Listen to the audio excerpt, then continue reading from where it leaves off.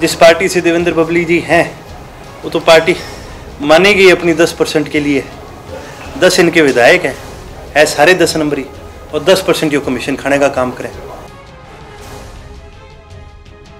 इनेलो युवा की राष्ट्रीय कार्यकारिणी के प्रभारी अर्जुन चौटाला ने हरियाणा की गठबंधन सरकार में शामिल जजपा पर तीखा हमला बोला है।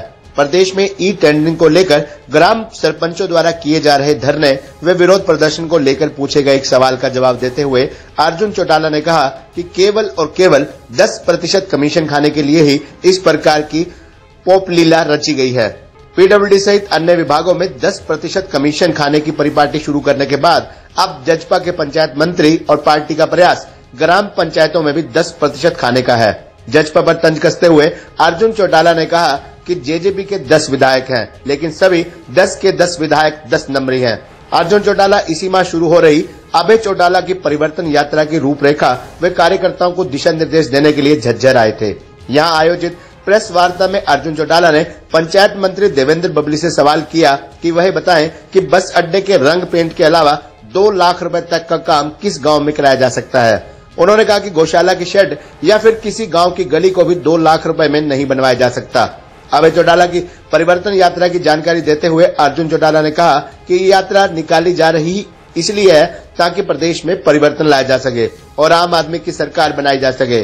केंद्रीय बजट को लेकर पूछे गए सवाल का जवाब देते हुए अर्जुन चौटाला ने कहा कि यह बजट आम आदमी को नहीं बल्कि उद्योगपतियों को हित में रख के बनाया गया है। आम आदमी को इस बजट से कोई फायदा होने वाला नहीं है।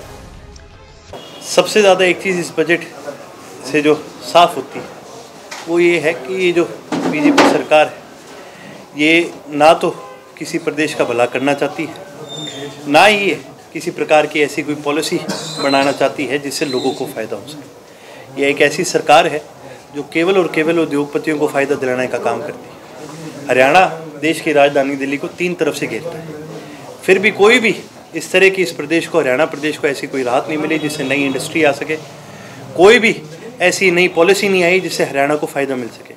और ना केवल इस बजट में बल्कि इससे पहले भी भारत सरकार के जितने बजट आए हैं, अगर आप उन सबको देखेंगे तो हर बजट के अंदर इस तरह की ही नीतियाँ बनाई जाती है जिससे कोई बड़े उद्योगपति या कोई बड़े प्रदेशों को तो फायदा मिल सके, लेकिन हरियाणा हमेशा इन चीज़ों के अंदर पीछे रहा है।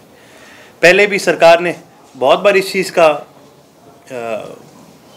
ढोल नगाड़े बड़े पीटे थे कि हम बहुत बढ़िया बजट बनाएंगे, बढ़िया बनाएंगे, लेकिन जो इनकी सोच में बढ़िया है वो जनता की सोच में बढ़िया नहीं है।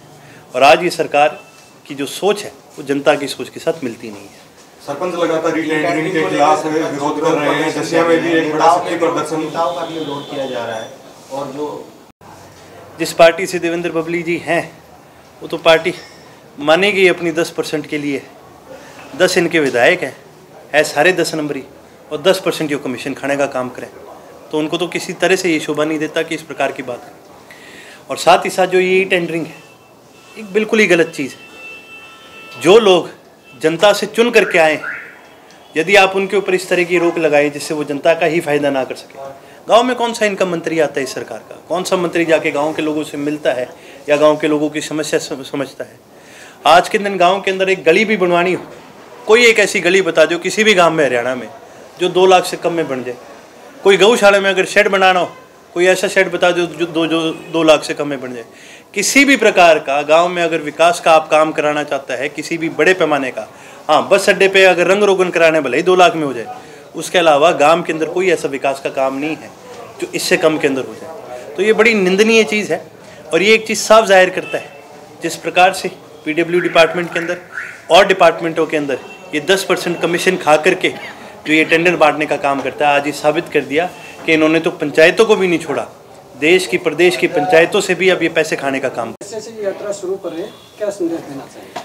देखिए, कांग्रेस की जो यात्रा है किसी और कारण से, किस कारण से है उसका तो मैं नहीं कह सकता, वो कांग्रेस के साथी आपको ज़्यादा अच्छी तरह से बता पाएंगे। पर जो परिवर्तन यात्रा हरियाणा के अंदर जो रखी गई है उसका एक ही उद्देश्य है कि भी प्रदेश के अंदर परिवर्तन लाया जाए, प्रदेश के साथियों को एकजुट करा जाए और किस प्रकार से प्रदेश के अंदर विकास हो सके, किस प्रकार से प्रदेश के अंदर एक परिवर्तन ला करके प्रदेश के लोगों की एक सरकार बनाई जा सके, इस चीज़ के लिए ये यात्रा रखी गई है। इस प्रकार पहले भी जननायक चौधरी देवीलाल ने न्याय युद्ध लड़ने का काम करा था और उसके तहत हरियाणा के लोगों को न्याय भी मिला। ये परिवर्तन यात्रा भी वही काम करेगी, हरियाणा के अंदर परिवर्तन लाने का भी काम करेगी और हरियाणा की जनता की सरकार बनाने का भी काम।